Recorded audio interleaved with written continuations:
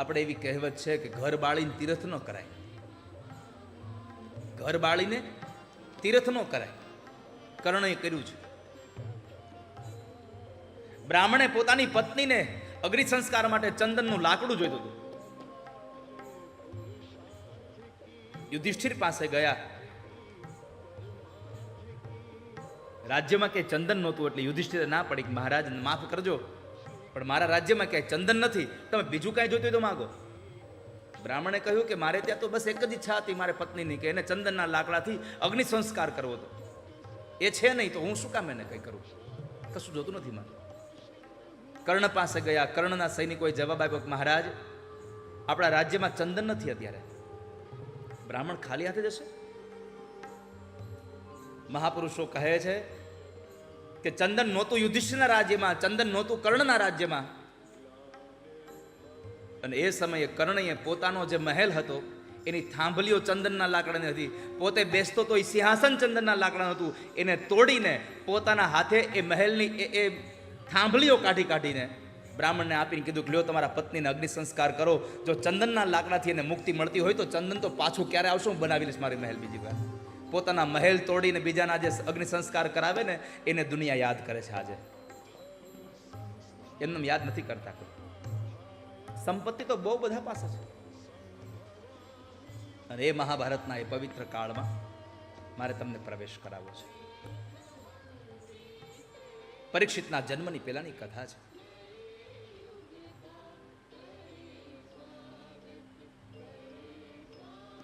પરીક્ષિતના જન્મની પહેલાની કથા છે.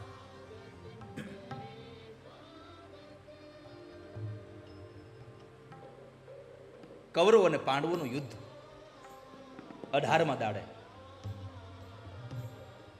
ભીમની ગદા દ્વારા જ્યારે દુર્યોધનની જાંઘો તૂટી ગઈ,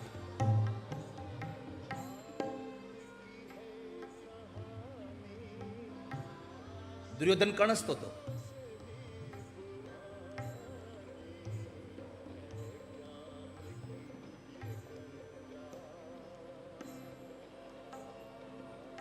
એવા સમયે અશ્વત્થામા આવે છે. અશ્વત્થામાએ દુર્યોધનને પૂછે છે કે દુર્યોધન જે થવાનું તો થઈ ગયું,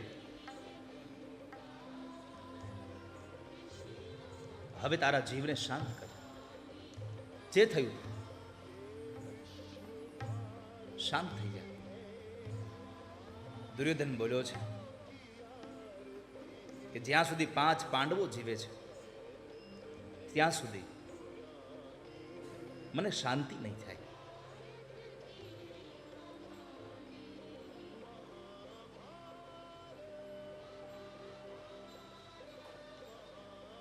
અશ્વત્થામા કહે છે કે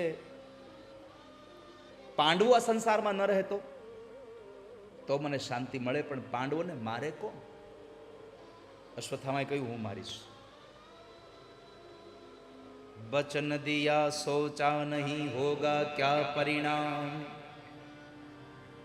सोच समझ कर कीजिए जीवन के हर काम. વચન આપી દીધું હું મારીશ પાંડવોને. આવતીકાલ સવારનો સૂર્ય ઉદય 5 પાંડવો નહીં જોઈ શકે.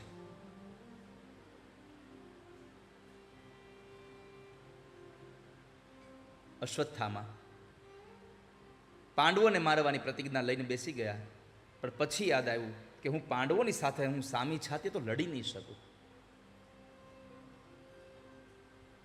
એને મારું કેમ? વાલા વૈષ્ણવો, ખૂબ સાવધાન સાથે આ પ્રસંગને સાંભળજો. હું કેમ મારું એને? અશ્વત્થામાએ નક્કી કર્યું કે રાત્રે 5 પાંડવો સૂઈ જાય ને ત્યારે મારવા છે. 5 પાંડવોને રાત્રે મારવા છે. પાંડવો ભોજન કરી અને પોતાની છાવણીમાં જ્યારે સુવા માટે જાય છે, ભગવાન કૃષ્ણ આવીને કહે છે, પાંડવો આપણે ગંગા કિનારે જવું છે. હવે રાત્રિનો સમય, ન સંધ્યા કરવાની, ન સ્નાન કરવાનું, ન યજ્ઞ કરવાનું, કશું કરવાનું નથી. છતાં ભગવાને કીધું કે આપણે ગંગા કિનારે જવું છે. એક પણ વખત પાંડવોએ પૂછ્યું નહીં કે આપણે અત્યારે શું કામ ગંગા કિનારે જવું છે? પાંડવો તૈયાર થઈ ગયા. પાંડવોને ખબર નહોતી કે અશ્વત્થામાએ આવી યુક્તિ કરી છે, પણ કૃષ્ણ તો ખબર હતી. તન કી જાને મન કી જાને, જાને ચિત્ત કી ચોરી. તન મનની વાતો જે જાણે છે. તમને એમ થશે તન નહીં જાણે, મન નહીં જાણે, ચિત્તની વાતો. હા, કેમ? તમે મંદિરમાં જઈને કઈ જોરથી નથી બોલતા, અમારી દીકરીને સારો ઘરવાળો દેજો, મારા દીકરાને સારી નોકરી લગાડી દેજો. આવું તમે જોરથી બોલતા જ નથી, બધું મનમાં બોલો છો, અને છતાં તમને મળી જાય છે. કેમ? તન કી જાને મન કી જાને, જાને ચિત્ત કી ચોરી.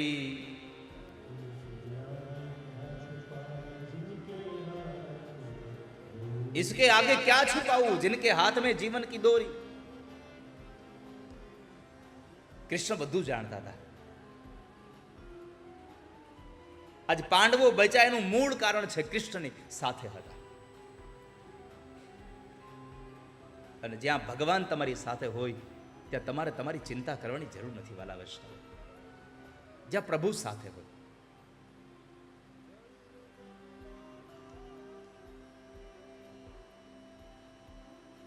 ગમે તેટલી ખરાબ સ્થિતિ આવે ને, એક જ કામ કરવું, પરમાત્માનું ચિંતન કરવું. અને જેણે જેણે પરમાત્માનું ચિંતન કર્યું છે એની ખરાબમાં ખરાબ પરિસ્થિતિઓમાં પણ ઠાકોરજીએ માર્ગ ઉઘાડ્યા છે. ગમે ત્યાં ઠાકોરજીએ દરવાજા ખોલ્યા છે.